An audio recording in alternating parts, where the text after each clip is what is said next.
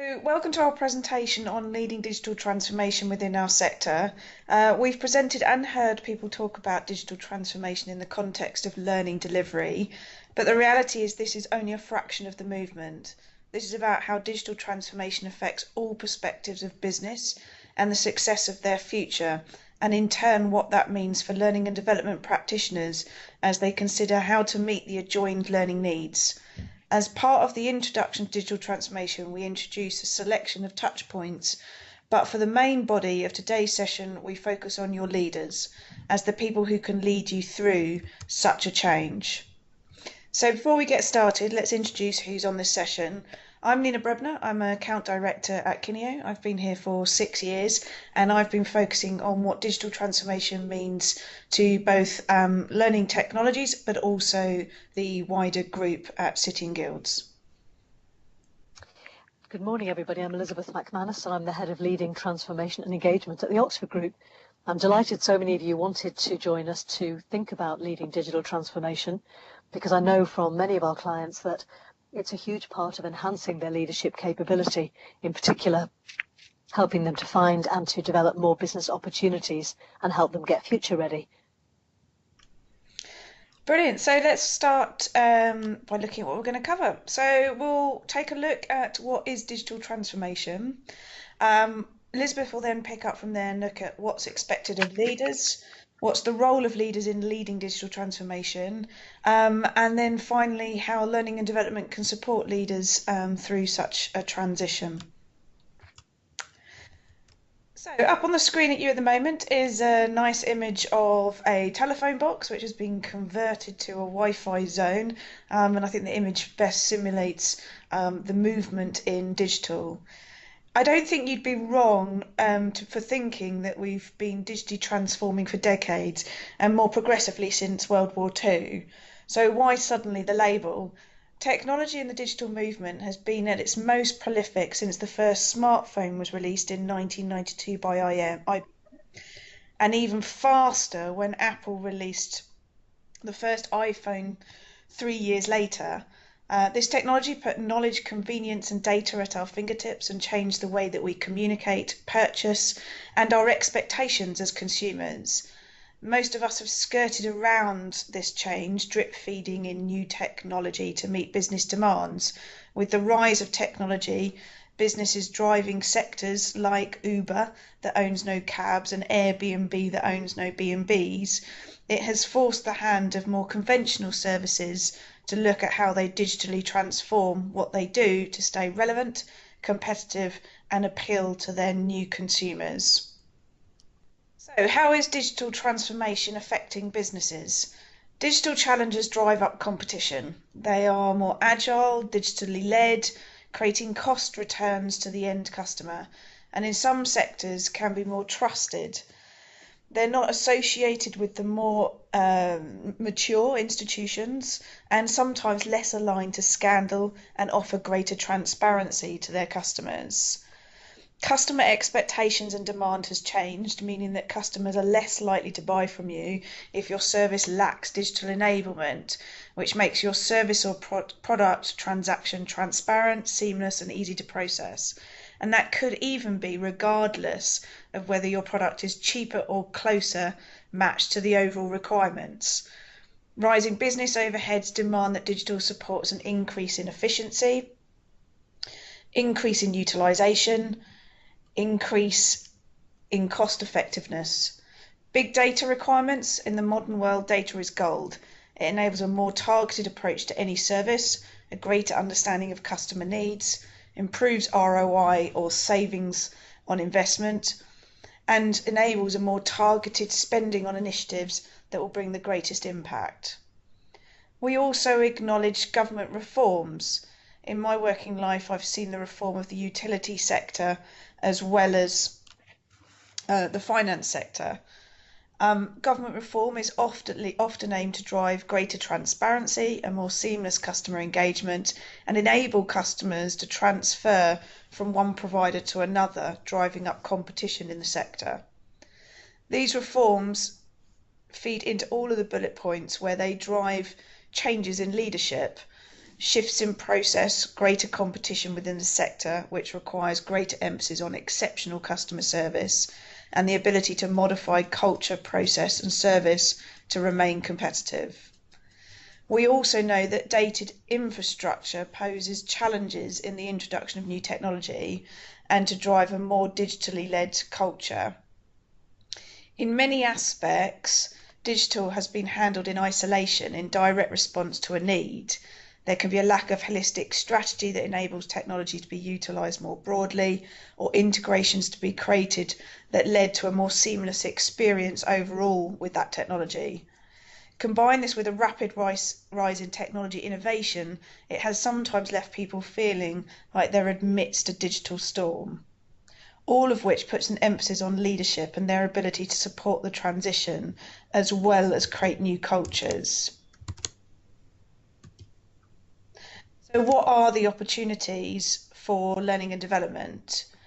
With all of this, it raises the question around how learning and development evolve moving forward, such as ensuring that the relevant content and interventions are available to those that need it. At the point of need is nothing new. However, in a world where change is the norm and we are more understanding of not having the answer to everything, but inhibit the characteristics required to learn on the fly and be resourceful, we need to be sure that we have provided them with access to tools and assets that enable them in the moment. So we aim to create ecosystems of technology that support a breadth of learning delivery for different learners, for different times, and enable solid evaluation of learning effectiveness. Create champions and source skills from within the business to drive the agenda.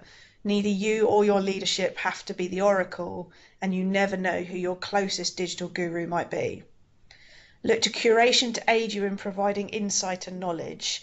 In a fast-paced, changing environment, knowledge can expire by the time you captured the learning need, created the learning and rolled it out.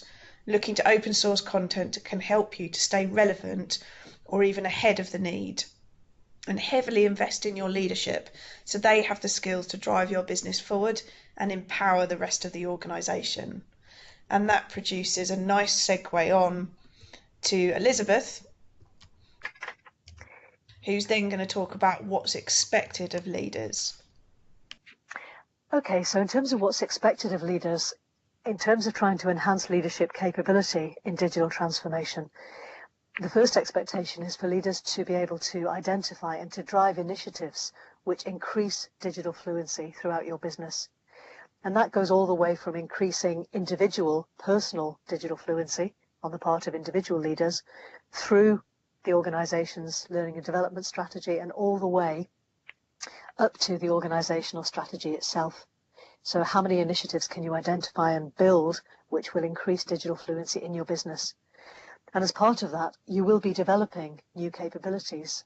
And that's a very strategic decision for the organization. We would strongly say that digital is not a separate stream of activity. It's entirely integrated into your organizational strategy from here on in.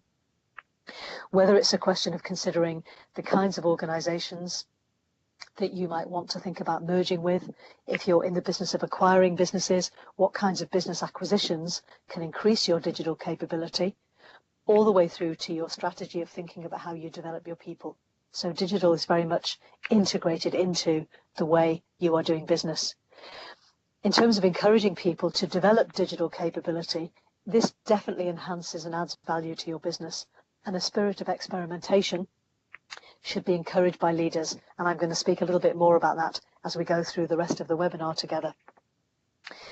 Understanding how technology is transforming society and how it translates into business impact is a key accountability for leaders at this time. So the invitation is for leaders, particularly senior leaders, to take a long, hard look at your current business through a digital lens. What's actually happening in the world around you? How are your customers and clients doing business? How are your people operating in the marketplace as consumers? And what does that mean for how you do business? And in particular, working on how you will transform digital awareness and big data into business decisions, exactly as Nina mentioned earlier.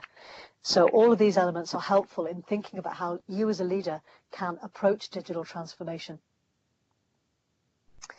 There's a great story also from Facebook, that Facebook actively encouraged people not only to think about transformation, but in fact to build the product that is one day going to replace Facebook. It's better for the future, for disruption, for innovation to come from within your business than it is for it to come from outside your business. Better to be on the front foot than on the back foot. So the question really there is, how do you as a leader do that? What kinds of actions can you take that show a digital-centric approach? And the first principle is very much show, don't tell. So when you're thinking about the kinds of connectivity you can create within your business and across other organizations, what kinds of connections, what kinds of hubs, what kinds of synergies can you create that show people in your organization that you are in fact leading by example? How many ways can you bring digital transformation inside your business right now to make the workplace richer for your people? So, for example, what kinds of new experiments and trials can you run within the business that show your people that you are future ready, that you are increasingly building digital and future capability? How can you help people to think about learning differently, operating differently, and how can you as a leader demonstrate that you are working differently and that you value and treasure future-ready ways of working? So show, don't tell is the first principle that's going to really help. The second thing that we know is key in leading in digital transformation is explore and cultivate other explorers. Whatever your transformation agenda, you're very unlikely to get there alone. So we would invite you to actually seek out the provocateurs, the explorers within your business, and look for ways to channel their energy, their provocation, into future-facing activities to grow your business. And I'll give you some examples of that a little bit later. An immediate example that can be helpful is thinking about finding other groups, other hubs, other businesses, other environments, other partners that can synergize with you to create powerful alliances and powerful coalitions that create more value than you could alone. You do not have to be a specialist in every area. And in fact, the days when leaders had to know everything, and be always the one who knew the answer, those days have gone. And it's very much now about your ability to create in others a mindset of discovery. Harness those people in the business who are already future ready. Look outward more and inward less in the way you think about your organization. And ask yourself, where are the elements in your environment which offer new possibilities? I mean, Nina, we've spoken many times about the fact that both the explorers and the steady foundation people are all valuable in the business. So we're not saying that there's no place for people who like the status quo, who value and treasure what's current. You know, those people are really important. I think that's a really interesting point, Elizabeth, because I'm very close to people who I would classify as sort of the steady foundation, who sort of operate conscientiously day in day out, and then equally work amongst people who are happy to kind of explore and to cultivate new things. And I think we put a huge amount of emphasis on we need to be change ready, and we need to be the kind of people who can spin on the spot and know new things quickly. But I think we're at risk of leaving a population of people behind who are actually really important to keeping the business stable, driving business as usual, making sure there's continuity for service, and all those kind of things. And so I think we must always remember those personality types and make sure we continue to enable them to thrive in a changing world and recognise the value of them in a changing world.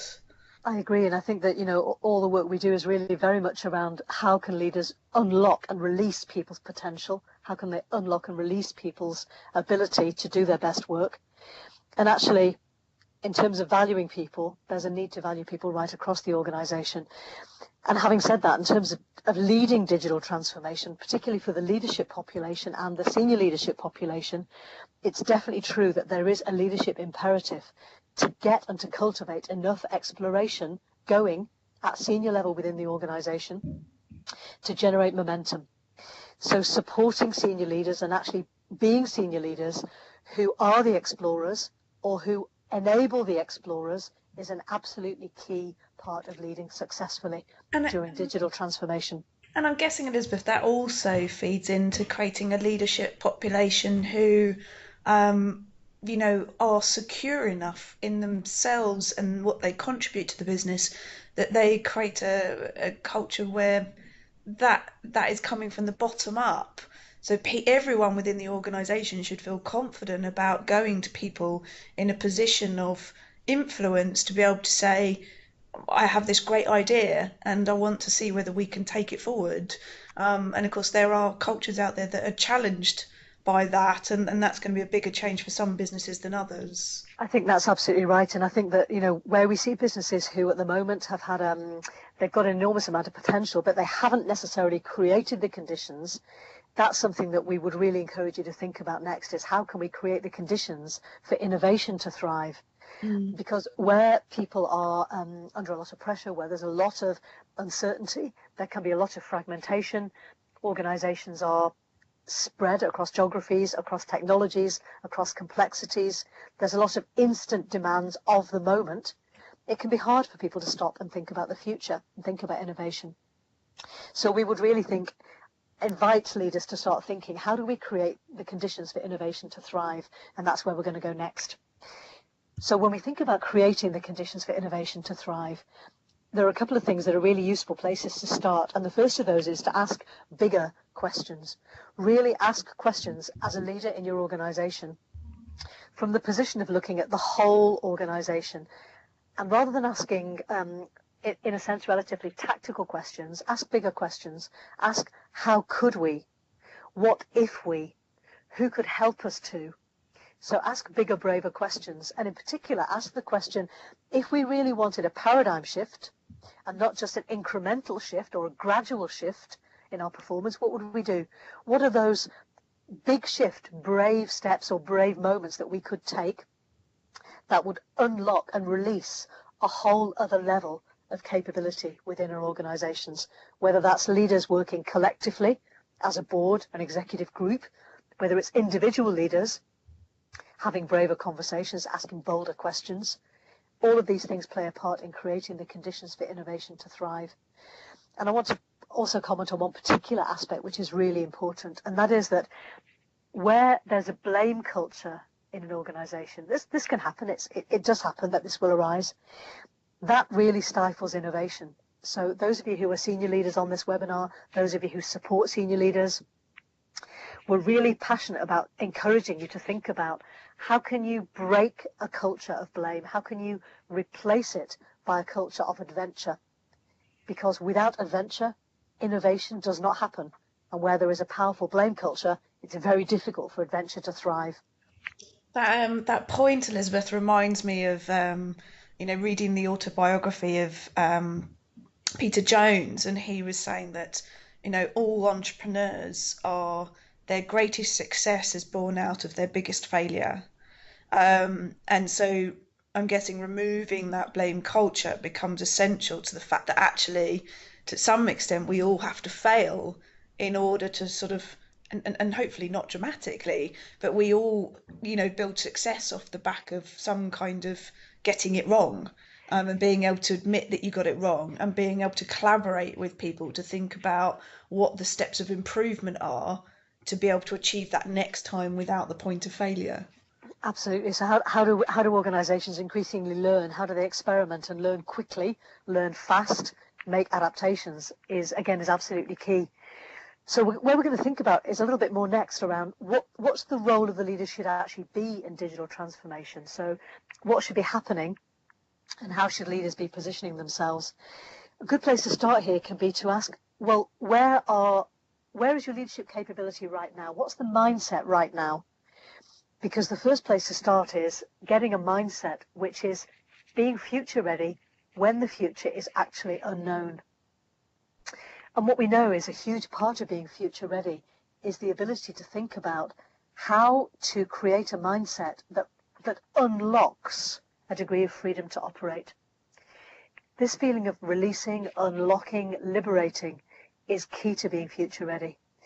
Because when we accept that we don't necessarily know what the future holds. We don't necessarily know what the shape of the market will be, what the customer's way of operating will be, what will make a great workplace. We don't know what that's going to be like in the future. So we have to be adventurous and bold in order to face that. And one of the best ways that we can do that we can release and unlock that potential, is by leaders accepting that building coalitions, building alliances, being a person who connects other people together is a key leadership attribute for this moment. And in our opinion, will become increasingly key as we begin to move into a more and more exploratory way of doing business. Being able to liberate your organization from being stuck in the immediate, being so focused on today that no time is taken to get future ready and to adventure and to explore, is a big mistake. The other key element about creating the conditions where people can experiment and learn and take managed risks is increasingly building high trust teams, because where there is high trust in a team will operate with more courage, with more imagination, and they will seize more business opportunities. So the leader's role in digital transformation is to be like this, to live this, to express this as an individual and as a group of senior leaders. And it's also to give people explicit permission to actually go out there and say to people in your organization, I do not know the answer to everything, and it's okay for me not to know. I'm willing to leverage the knowledge that we have. I'm willing to learn fast. I'm willing to access knowledge from the market, and I'm willing to create a spirit of adventure and to create experiments. Now, I'm going to speak in a few minutes, Nina, about how we can create experiments without creating risk or too much undue risk. But I just wanted to say, first of all, that the ability to build and create high-trust teams is going to be an increasingly powerful differentiator for those organizations who want to truly release the potential of organizations. And the difference between organizations who simply talk about that and those who actually do it is very considerable. And leading across different demographics is also a big part of making this successful change. So somebody mentioned the other day, Elizabeth, it just said, well, surely this is just change management, is it? Aren't these just the things that we always do when we're dealing with change? And I guess it raises the point about whether actually, in many instances, what are we doing? Are we looking at the core principles of change management or the core principles of leadership and management, and we're taking the things that are most relevant to that particular change and packaging them to help people to understand how they apply those principles in the context of this particular change? So is it a fair statement to say this isn't anything new, we're just repackaging it, or do you think there's a different component to it? I think it's a great question. I think that there is a different component. I think what's familiar is that the principles that help people find their way through change or explore their way through change, people are often quite familiar with those principles. What's very different now, though, is the pace, the extent, and the exponential nature, not only of the amount of change, the number of changes, but the fact that actually where these changes are going is in itself completely unknown. There's never really been a time before where there's been so much change, it's been so ambiguous, and it has been exponential. So if we look X years ahead, it's literally unknown what the market will be doing, what the customers might be doing, what a great workplace might look like. And those things are actually not only evolving, they are absolutely transforming. So it's no longer a question of A to B or even A to Z. It's a question of A to who knows where. So that requires a whole new level of future readiness, a whole new level of openness of mind in terms of leadership capability. And that's exciting, and it's also hugely challenging. So it's really a moment of adventure and a moment to seize that. And certainly in terms of the client experiences that we're exploring at the moment, that is absolutely fundamental. How to create that mindset that unlocks the capability in your organization, how the leader finds the mindset within themselves to be able to lead that, and how collectively, all the way from boards, senior leader groups, executive groups, how do they generate that environment and climate within the organization? So I'm guessing an interesting comparison there, Elizabeth, is that there was a time when change was a program. It was, we need to make a significant change. Like you said, it's A to B. We're going to bring in a team of people who are going to head that change and put the relevant steps in place to get us from there to there. And now what we're saying is actually everybody needs to inhibit some of those behaviours as part of just what they do every day, because they need to recognise that what they might have known yesterday won't be relevant tomorrow. So it's less about one singular big change and more about us all as individuals inhibiting some key change characteristics, and for the leaders to support the culture that drives that. I think that's right. And I think, perhaps previously organizations could think in terms of we have a status quo, we need to change it. And in effect, after we've changed it, we'll have a new and better status quo, and that will go on for a while, and then we'll change it again. And actually, that's completely not the case now. So it's no longer a case of we have periods of change in between periods of status quo, however good they may be. It's very much more of an evolutionary process, and it's very rapid, it's very large, and it's very, very interesting. So, there's never been a more interesting time to be a leader in organizational life than there is right now. At the same time, there's never been a time which requires a bigger mind on the part of leadership populations and a clearer sense of how they can get ready to do this. So we're very engaged, I think, with this question of what kind of mindset, thinking, approaches and behaviors do leaders and leadership groups need to have to make this work. And where we're going to go next is looking at leaders' mindset. And in particular, how can a leader get into a mindset that is future ready when the future is absolutely unknown? And I guess I want to highlight really 4 things that can absolutely help here. So on a practical level, what can leaders do to get more future ready, to unlock more potential in the organization, given that we don't know where we're trying to find, we don't know where we're trying to navigate to, we don't know where we're trying to explore. And the first thing is curiosity. The more curiosity you can generate as a senior leader population, and those of you on the webinar who are supporting senior leaders, the more curiosity you can generate, the braver that curiosity can be, the better the organization is going to work. Get really curious about how your business works as a system, not just one business unit, one division, one area, one country, one region.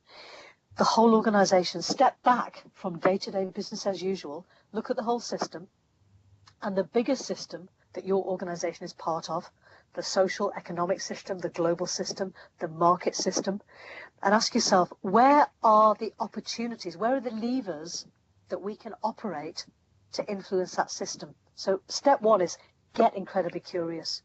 Step 2 is ask, where are the levers that we can operate inside the organization and outside the organization in order to positively impact those systems and to create a more thriving organization? The third step that's really important is, what individual moments of opportunity do I have as a leader, and do we have as a leadership collective, to influence the system within our organization and the systems that we are part of? Where are those moments, those critical incidents of opportunity, of crisis? Where are the current pain points? Where are the current opportunity points? And how do we need to act in those moments to realize the possibility that we have in front of us? So in effect, how can we as senior leaders best impact the living system that is our organization? And the fourth thing that I would recommend leaders are really thinking about is what you might call meta skills. And meta skills really means those skills, those ways of being, those ways of living and operating and working that are fundamentally important no matter what the future holds. And I would like to highlight 2 of those. And the first one is the ability to build powerful, constructive working relationships. So to be able to build extremely high trust teams and environments, extremely high trust conversations, because when we can do that, we can leverage those opportunities to build relationships and build powerful teams. We are incredibly future ready. Because think about it, when we don't know what the future holds, but we know we've got a powerful, flexible, agile, capable, high trust set of teams, we are incredibly powerful. We're incredibly flexible. So whatever the future brings, bring it on. We're ready. So that's the first thing, the meta skill of relating building relationships, having the right conversations and building those teams. And the second meta skill is the ability to learn and adapt fast. Nina, you mentioned this earlier when you said, learning from mistakes is a key future skill. It absolutely is. Learning from experiments, learning from mistakes, and figuring out what just happened. What do we need to learn? How do we do it better next time? These meta skills transcend our current ways of working, and they will get us and keep us future ready.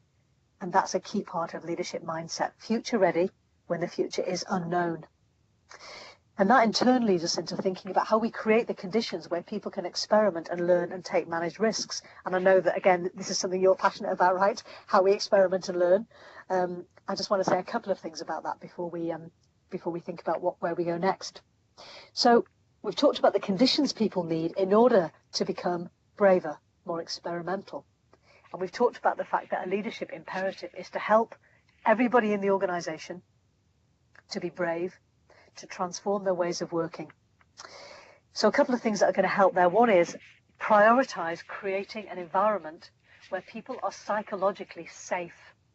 Now, psychologically safe doesn't mean cozy, complacent, nobody's really challenging anybody, nobody's having honest conversations, but it does mean that people are treated fairly and with respect, that the organization lives its values, doesn't just talk about them, and that learning and growing take the place of blaming. These things are fundamental in creating the conditions where people feel they can experiment and they can take managed risks. In a few minutes, I'm going to speak a bit more about taking managed risks. But again, Nina, I know that for you, that whole idea of learning and experimenting is something you're seeing as fundamental, right?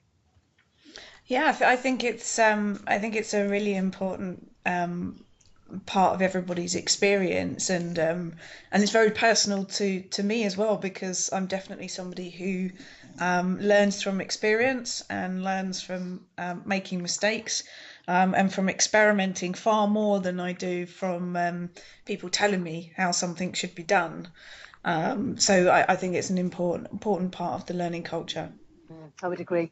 And I guess in terms of leadership populations in particular, where I want to go next with this is somewhere that I think is one of the biggest challenges in terms of leaders thinking about how they work and what they do, and that is the courage to not know. And actually, this can be one of the biggest challenges in leading digital transformation, as opposed to participating in it as a member of a team or a group or an employee in an organization. If you're one or more of the members of the leadership team in an organization, and maybe you've had X number of years of experience and you've reached Y level of expert knowledge in your field, and you know how to make stuff happen, and you've always known how to make stuff happen, and now you're facing a situation where actually you can't even answer the question, what kind of stuff are we trying to make happen? That's a whole new day. So as a leader and as a leadership group, the courage to not know, the courage to say, actually, I need to find this out, and I need to find people who can find this out, and I even need to find people who can experiment and discover what we do when we don't know how to find it out.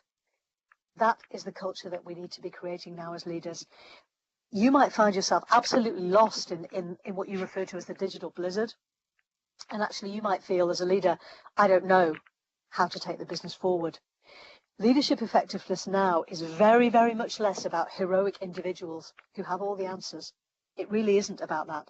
It's really about how organizations can take the right strategic actions, create the right conditions, which stimulate and support great performance by every individual in the organization. You don't have to know, but you need to know how to bring together people who either might know or who can create new things where there are no set answers. It's really about helping individuals to locate the right mindset so they can break out and do the best work. It's about really creating rich and practical development of skills in the organization. And it's about emphasizing everybody taking accountability for themselves within the organization. So the more leaders can create that environment, the more liberating their leadership will be. And in turn, the more performance that will unlock and release in the organization, because people love being part of an adventure. They love being part of a meaningful journey. The more the leadership creates that feeling of a meaningful journey, the more adventurous they can be, the more they can role model that, the more powerful a culture they can actually build. So in summary on that slide, really, the message I think is the more as leaders and as supporters of leaders, the more you foster an openness to discovery, the bigger world of opportunities you find, the bigger field of discovery you will unlock in the organization. So where that leads us to really is how do we do that? How do we create experiments without creating problems? And again, I want to share a couple of practical examples of things that can really help here. And there are 4 examples of what can work really well. The first one is think about creating experimental zones within your organization where you can consciously run experiments and be creative. Now, in some organizations that we work with, they are actually groups. So they're people who are given permission to be the experimenters. They're put together as a hub or a group, and they're invited to do that. We work with other clients where it's more of a question of identifying certain projects which are experimental. There are certain organizations who choose to say that that specific area of the business, that geographic area, that regional area, that functional area is experimental area. So think about using groups of people within the organization, think about projects within the organization, and think about areas within your organization that could be actually identified consciously as experimental zones. And they're given permission and license to consciously run creative experiments. The second thing that can be really helpful is making the principles clear. So again, this is a leadership accountability. To make clear that the principle that we are adopting on is it's absolutely okay to experiment. That it's okay to prototype something, ship it, review it, and adjust it. Not everything has to be perfect first time. The key thing is knowing within the organization the difference between what absolutely has to be right before we ship it and what doesn't. And again, Nina, I know you've got some examples in your mind of the difference between get it perfect and actually just experimenting and prototyping. Yeah, I think it reminds me a lot of Google and the basis of which they have founded their business. I mean, they operate heavily in a state of beta. They release minimal viable products that they then collect data on before investing on its improvements. And for them, this ensures that they spend their money where they get the most amount of value. So they drive their products based on user behavior, and people are quite accepting that this is the way that they work. And it's interesting when they work with us, it's such a change because most of our customers come to us wanting a polished and complete product. And Google work with us in a more sort of evolutionary way, that's agile, and of which the original objectives may even change slightly as we go through the project. I remember the very first time I was talking to them about a particular project, they asked us to review something that they'd already built, and we kind of went back and said, well, these are all the things that we would do differently and the reasons why. And actually, we'd missed the point of understanding them, which was they're okay that the product wasn't quite right, and they were okay with the fact that it wasn't a finished product. They were happy that they were going to put something out that didn't diminish their brand. It wasn't low quality, but it would help them to understand where it would succeed and where it would fail. And they kind of then sort of put it out into the market. Various people then used it, and they were able to see from the data at what point specifically in that learning journey were the learners dropping off. And they were then able to say, okay, so we know that the point of entry is fine. They acknowledge that they lost more people than they would want to at diagnostic. So they then acknowledged that they needed to focus on refining the diagnostic, maybe making it shorter, more targeted. And they then noticed that there were particular parts in the journey that people were either skipping or just not continuing. So they then said, right, this is the point in the learner journey that we need to focus on improving.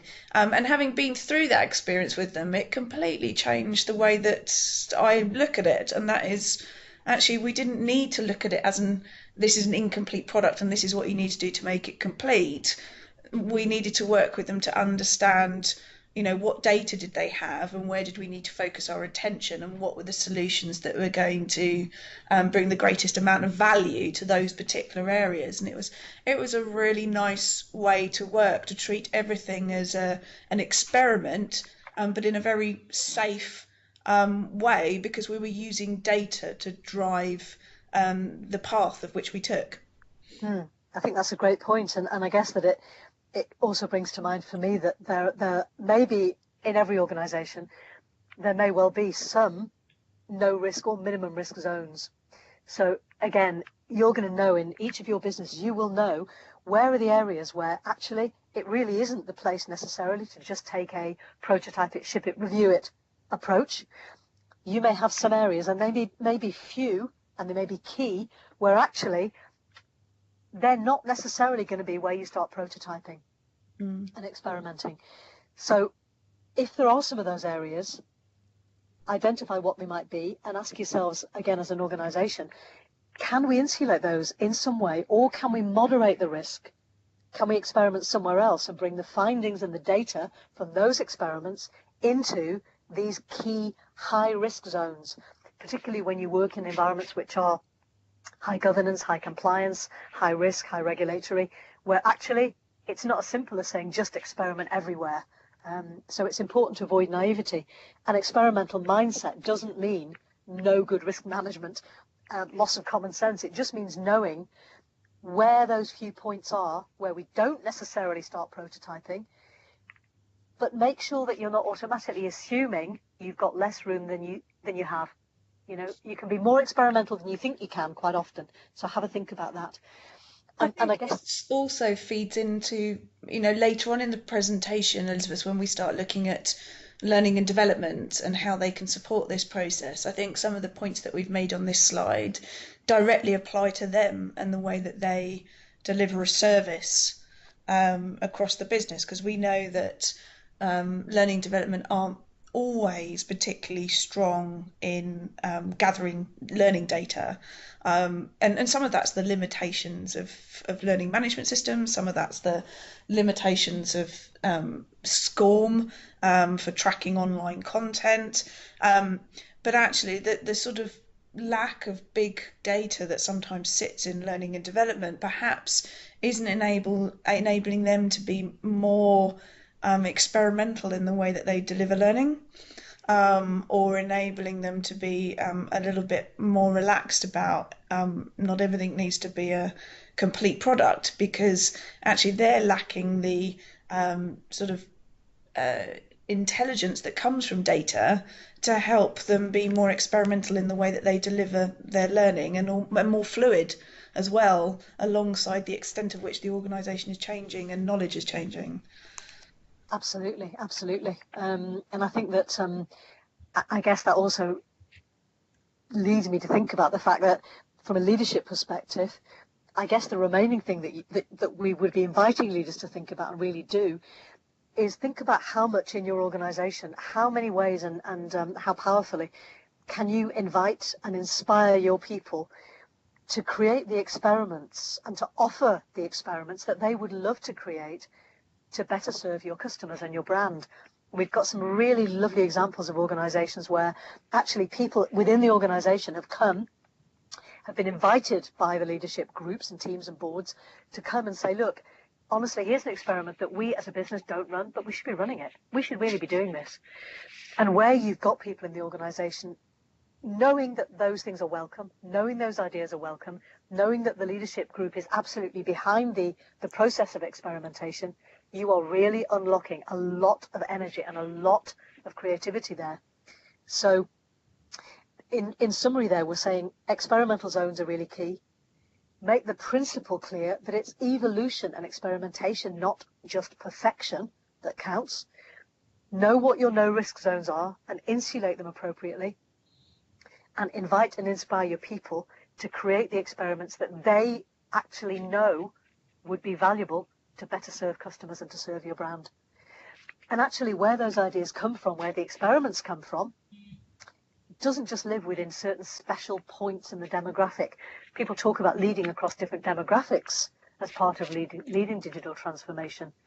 And I want to say here just a couple of really simple, really fundamental points, and that is that digital transformation doesn't just apply to certain people.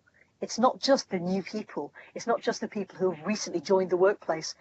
You know, there's a huge amount of knowledge and interest and wisdom and opportunity.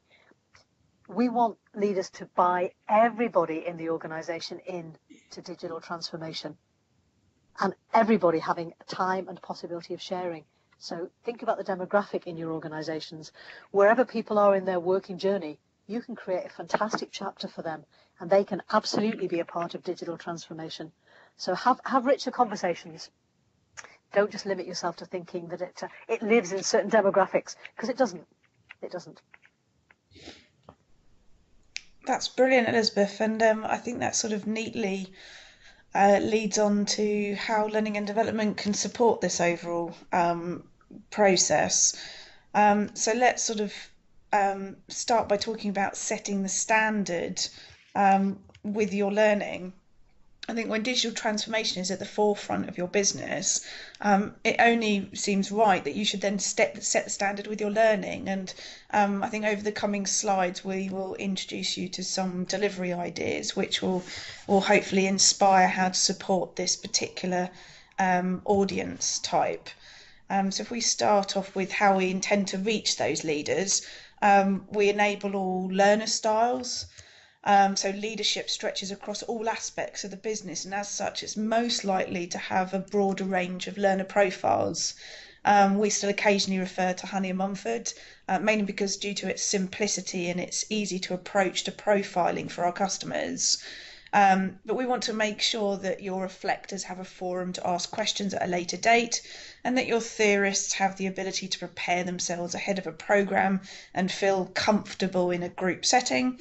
And the activists have the opportunity to practice in safe environments with chances to fail that they can then learn from. We want to create a multifaceted learning content, so create the opportunity to use the content from one year's programme to another by being creative about the design of the content and considering its wider use beyond any initial delivery. Keep the learner engaged beyond the programme with campaigns of curated content, focusing on topic areas that may have been born from other deliveries or may be completely fresh ideas and initiatives. Bring social engagement into the programme, so introducing collaboration as a completion criteria. I grant you it does sort of slightly fly in the face of being sociable when you kind of mandate it, but get people to use the online space to share in best practice as part of a programme, to outline reflections, to use this information to drive conversation in online huddles or during face-to-face sessions. And we hope from doing this, you then have the opportunity to grow a more organic social culture off the back of the fact that people have created behaviours and habits with online social collaboration as they've been going through a more formal activity. In addition to this, we can use the online social space for bringing alumni together between annual deliveries and engage them with new content from each year's delivery in a form of campaign. So if you had an alumni that went through last year and they were focusing on a particular type of leadership topic, and then a new alumni that then's going through this year with a new type of topic, then bring those two together and use the content to then inspire the previous alumni to keep them engaged in the topic.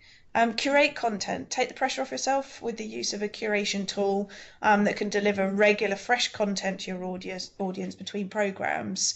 You can identify trusted sources and, where appropriate, use the content in alignment with your campaigns to drive up further discussion. And also provide reward and recognition. Long programs or ongoing initiatives can often need more granular recognition in order to retain motivation and engagement, especially if when you want to grow an organic learning culture outside of the formal delivery. Mapping out the behaviours, competencies and skills that could be acquired along the journey of learning would mean you could continue to reward after the training has finished. This could be through optional online learning interventions that can be tracked, or it could be your more formal interventions. Tap into data. So it might be that you need to review whether your LMS is providing all the data that you need, or whether you need a secondary data intervention that might also be pulling data from other areas. Look at that data, look at where it's driving the most engagement, looking at where it produces the best return on investment. Also, don't be frightened to understand where your learning is failing, so that you can then do something about that shortfall and introduce new learning interventions to drive up engagement and in turn better skills and behaviour retention from the learning experience. Over the next few slides, I'm just going to talk you through a couple of examples that we have. One of the ones, this one we've got up in the screen at the moment, is one that Elizabeth and I were actually working on a few months ago, in preparation to help a customer understand how we could advance their program. And then another one is to look at a more sort of campaigned approach to it. So this is a program that the Oxford Group deliver for a customer at the moment, and it includes a number of modules that are delivered with face-to-face activities, with some online interventions which are primarily webinars. Elizabeth and the customer came to us and said, look, we really want to introduce more digital into this, because we want it to be sort of representative of a sort of modern delivery approach, but also to see whether it opened up new learning opportunities. Elizabeth walked us through the present program delivery, and I have to say myself and the designer were going, God, I really wouldn't want to change this, because if I went through this program, I'd be really excited that I'd got to experience a program of this delivery style. And for the very first time ever, we weren't being asked to introduce digital interventions as a means of making the program more scalable or more cost effective. And for that reason, we were able to look at where digital was going to bring the greatest value in terms of growing the learning experience, rather than where it's going to bring value in order to reduce cost or enable more people to go through the program. Having looked at it, what we decided was that we could use digital as a means to create content that could then be used in a campaign environment. So we looked at, first of all, how much of theory from the three modules could be pulled out of the face-to-face delivery, and introduced more as upfront content that they would do before they attended face-to-face sessions, but equally would support as ongoing resources after the training delivery, supporting people once they're back in the workplace, and in particular for people like reflectors who like that opportunity to go back over their content, or for someone like myself who's an activist and there's a risk that I will forget what I've learned, and I need to refer back to those materials as a point of reference. We also wanted those materials to live on beyond the programme, because this is an example of an alumni style delivery, and so we wanted this year's content to then be used as part of a campaign that would then engage next year's audience, and maybe even the audience that came through on the following year. So it was taking the theory out of the classroom and turning those into resources for both pre-delivery, any during delivery support that was needed, and also ongoing post-delivery for both campaign and point of need learning. We looked at the scenarios that were being delivered by the Oxford Group and said there were some opportunities there for us to create sort of high-end simulations that would sort of mimic particular scenarios, and people could collaborate over those inside the classroom itself. But the biggest one for us was around the social community aspects. All of us at some point or another would have heard the LearnTech sector talk about social learning, and that it's the key to everything that we need to do as a business. But we also know that it's not as straightforward as it sounds. If we just sit out a social platform out into our business and go, hey, go collaborate, there is a strong chance it won't succeed. So there's an element of looking at where the culture is now and where it needs to be in terms of social collaboration. Do people feel confident about bearing their weaknesses online? Because that's what you're asking. You're asking them to be able to feel confident to say, I have a question, but is there an expectation that I should already know the answer to this? And these are behaviours that normally we keep within a trusted circle of confidence in the workplace when we go to people and say, I need some help with something, and you know that that person will help you without it being of detriment to your long professional standing. So once we understand the culture and we are comfortable that we can create a mechanism for social learning to exist and grow within the organisation, this programme would actually benefit very well from it. And one of the things that we concluded was that we would embed the social learning into the classroom activities. So encouraging people to feed back on their points of views, their reflections, and any areas where they thought they could apply what they were learning in the classroom once they got back into the workplace. Those were to be documented almost like a journal via the social learning platform.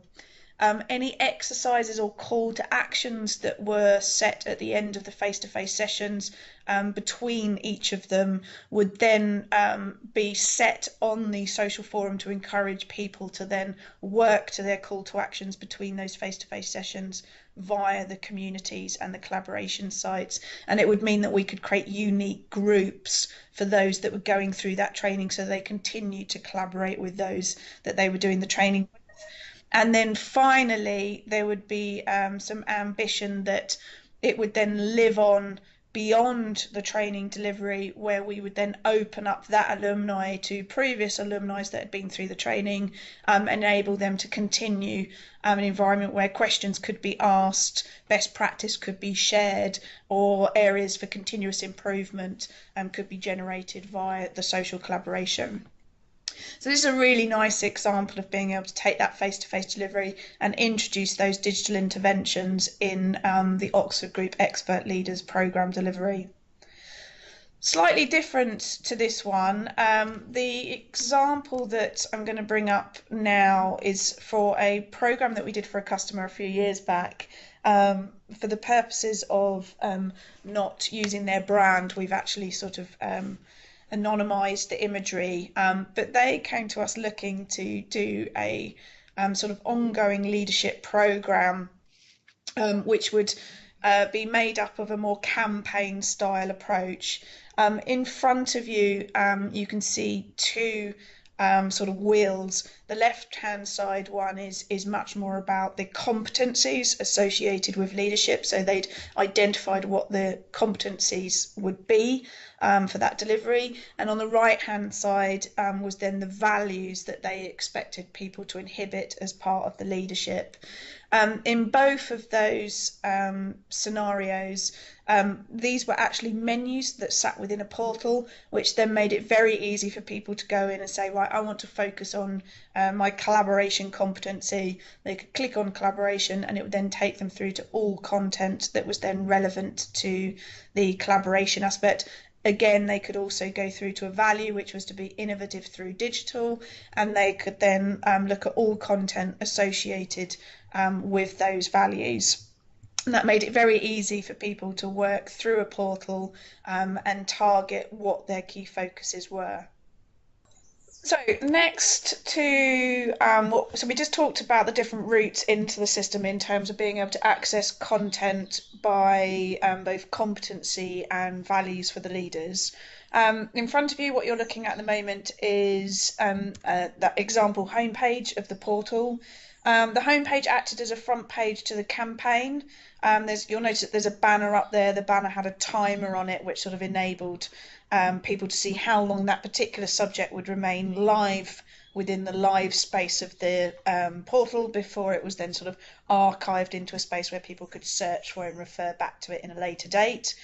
Fresh curated content was being released on either a sort of a monthly or quarterly basis to keep the conversation flowing and the audience engaged. In addition to being able to access fresh campaign content via the banner, you've also got the ability to go in via leadership skills, how do I want to learn, our competencies, and there was also just an area full of sort of random useful links, and also the ability to sort of tap into the most up-to-date events. Moving past the home page into the main sort of learning hub, there was then the opportunity for you to define how you wanted to learn based on whether you wanted to read, watch something, hear about something. So, podcast, really nice, quick, easy way to get out fresh subject matter to people. Whether you wanted to work through something, so a particular exercise or simulation, attend a short workshop or virtual session, or whether you wanted to attend something more meaty like a face-to-face session. And then key topics on the left-hand side were sort of channeled through so that you could also always stay close to the latest topic rather than having to go to another area of the portal to search for it. So it's always about making sure that the content was accessible anywhere that you went, but just in different forms. So again, you could go in looking at the competencies, you could go in by values, you could go in by how you wanted to learn, or you could just go in and search for a particular topic. The idea behind having a dedicated portal is that it becomes a space where the leaders can collaborate with each other away from the noise that's being generated with other learning and development activities. So it's not sort of muddled in with your compliance topics or your sort of more operational topics. It's very much a dedicated space where leaders can go. It's also empathetic to the fact that for some people as a leader, there is an element of privacy around what learning you need and how you shape your learning experience, and doing that away from your subordinates is sometimes a freer space for you where you're collaborating with people at a similar level to you or possibly more senior. But ultimately, it is a sort of safe place for you to be able to communicate around questions you might want to ask, or best practice or advice from those that are your immediate peers. Moving on from the different routes of which you can access content, it was also about making sure that the content was kept short, light, and relevant. And one of the best ways to do that is to fall into the space of sort of digital resources and micro learning, and sort of edge away from your slightly heavier based learning modules. And they can then be very easily created by yourself using tools like Go Animate, or you can create modules using whatever your chosen authoring tool might be, or in some cases just a really nice simple PDF that's sort of been beautifully written and well curated visually, as well as in the tone of voice and the subject matter itself. So the portal was filled up with video teasers that kind of kept you interested in particular topics and reflecting on key points around the competencies and the values, animations that walked you through what it meant to operate within that space. Those animations went from sort of more detailed animations through into your more sort of simple text-based animations. Digital resources, so making sure that people had workbooks, printable workbooks that they could download, so they could either do them online as interactive workbooks or be able to download them and print them. So they had a place that they could perhaps attend a session or look at something on the portal, but then be able to take a workbook into the workplace that might remind them of some of those key steps, enable them to reflect on those key steps once they were back in the workplace. So this is about keeping the theory and the practical alive by being able to then apply it in your real world scenarios. Interactive simulations, as we mentioned earlier, could be designed into the classroom itself. Great news being is because it's online, it can be multifaceted and service the classroom as well as being in the portal for perhaps those that are aspiring leaders as opposed to those that are leaders already, or for those that want to test themselves in a simulated environment before being put back into a real world environment that they may not have been in for some time. In addition to this, also virtual classrooms, we mentioned earlier with the Oxford group delivery that there were virtual classrooms sort of built in amongst the face-to-face delivery.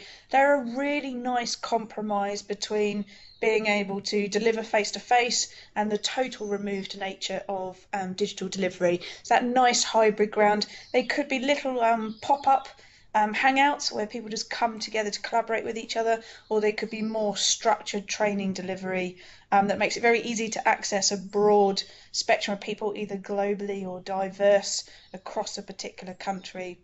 Um, and then interviews are brilliant. Anybody who's willing to give up a little bit of their time to be interviewed, or just to be able to do a little selfie video, the sort of bigger uptake of guerrilla video means that we don't have to have professional video anymore. It's just as effective to know that it's a bit real world and you've done it yourself. So it could be a selfie video on your phone or a simple camera setup where you're interviewing somebody on their points of view and able to share that content via the portal. Finally is recognition. What you can see in front of you at the moment is an example of an ILM recognition, so that's the Institute of Leadership and Management. It doesn't necessarily have to be a formal qualification. You can use recognitions alongside informal learning or just sort of general learning activities, as long as you can validate that certain skills and behaviours have been acquired along the journey.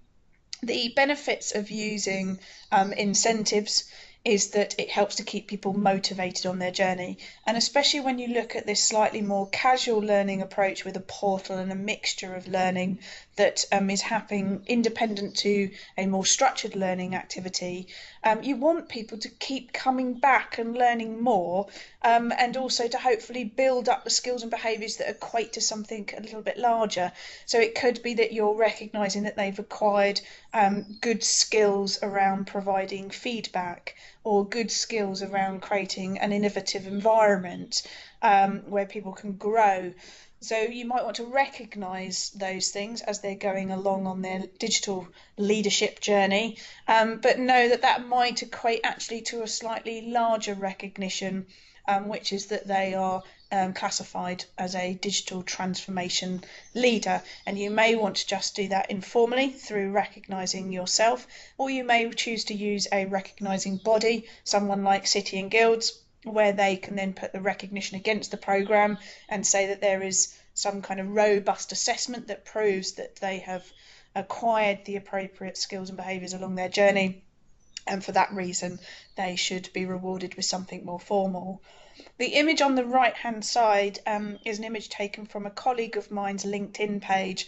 The really nice idea about using recognition, in this case what we call credentials, they are digital badges which hold metadata of who issued it and why, on what date and for what reason, is that they can be then published out onto your public profile, which gives you the opportunity to say these are the areas of which my business recognises me as being competent in terms of my leadership behaviours and skills.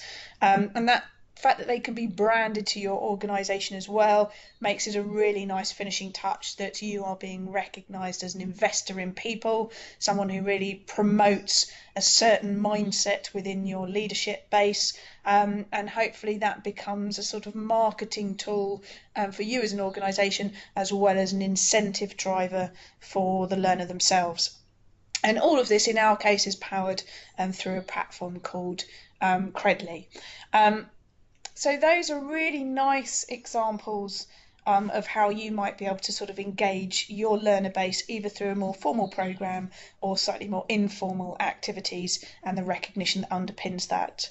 I mentioned earlier that the portal and the content idea is actually for a customer that we worked with a few years ago, and I thought it might be useful to share some statistics that came from their programme.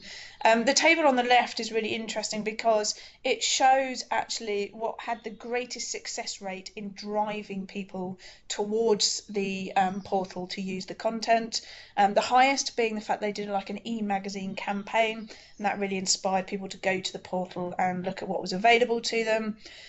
Second up from that is the sort of other area, so people weren't able to really define how they ended up there, which is interesting. And then we've got the ones that I think are really powerful, the performance development plans and HR, which is great because it really means it's being bedded into the learning culture and into performance development, and also recommendation, that people felt really confident in the product and what it was offering them as a leadership base, and as such they felt confident in then recommending it on to their peers. And that was backed up by the leader rating on the right hand side, where the customer felt the feedback from the leadership base was based on 70.9% of those using it felt that they had an excellent experience with the content and the way that the portal was structured, and 27.3% of them felt that it was a good experience, and yay for the fact that there was nobody who felt that it was a poor experience. I think what's also really interesting is the final statistic at the bottom, which demonstrates that within 5 weeks of it going live, 42% of the top 500 leaders were heavily involved in the engagement of the portal, and then that sort of went up to 66% from there on. So hopefully that's given you a little bit of moment of thought, maybe some inspiration about how you take some of the principles that Elizabeth talked about around education and inspiring your leaders to obtain a certain mindset and culture within their teams, and how you might be able to deliver that as part of learning and development. So I am now going to hand you back over to Elizabeth as we wrap up this presentation, who's just going to talk you through what the top tips are that you should take away from today. Thanks very much, Nina. So yeah, we wanted to end with giving you an overview of the kinds of things that you can do if you are in a leadership role, if you're supporting your leaders in your business, helping them to find a good way to lead through digital transformation. So first of all, really create new connections in the networks, both across your organization and beyond, and get groups of people working on not just small changes, but really key paradigm shifting projects and questions.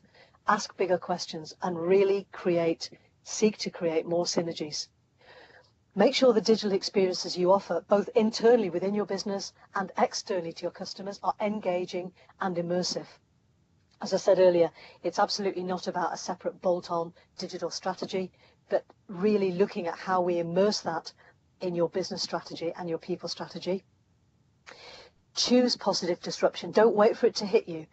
Get out there and break some of your current habits and patterns, and actively choose a positive and creative disruption.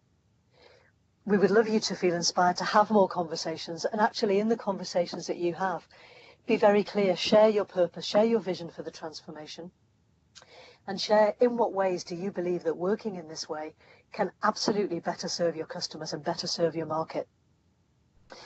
Honestly, get comfortable embracing some level of messiness, because it will allow you to make new discoveries. And where it's possible within the business, try and prototype it, ship it and adjust it. Actively look for experimental zones. By all means, be aware where there's an area that's too high risk to do that currently, but wherever possible, be brave, absolutely go there and look for opportunities, projects, groups and areas in your business where you can experiment. Nina was very clear about the benefit and value of building a learning culture, and I would endorse that completely. The more flexible and customized ways you can create for people to learn at all levels in the organization, the more potential you will unlock. For senior manager development, you really need to be getting very creative about individualized ways and collective ways to give people space to learn and to be brave and to grow inside and well beyond their existing comfort zone. So, run many experiments, use instant feedback and get used to adjusting very fast. Supporting leadership in the organization to learn to navigate so that they get braver, they use their imagination, and actually on a day-to-day basis, having much, much richer conversations is key to this. And I guess in summary from me, I would say for leadership populations generally, stay focused on the purpose of the whole thing. What's the end goal? What is it this will bring to your customers, to your market, and to your people in the organization? Don't get lost in the means. The systems, the technology, They're a means to an end. They're not the purpose in themselves, but they can, and with some commitment, they absolutely will better serve your customers, your market, and the growth of your business. So it's really been a pleasure to have you with us, and we hope that you have found the ideas useful. We absolutely welcome exploring them further with you. So, yeah, great to have you with us today. So, Nina, back to you. And yeah, to mimic Elizabeth's point, thank you so much for taking the time to watch our session today. If you'd like to keep the conversation going, we would welcome you onto our Twitter channel, which is at Kineo. So thank you again for your time today, and good luck.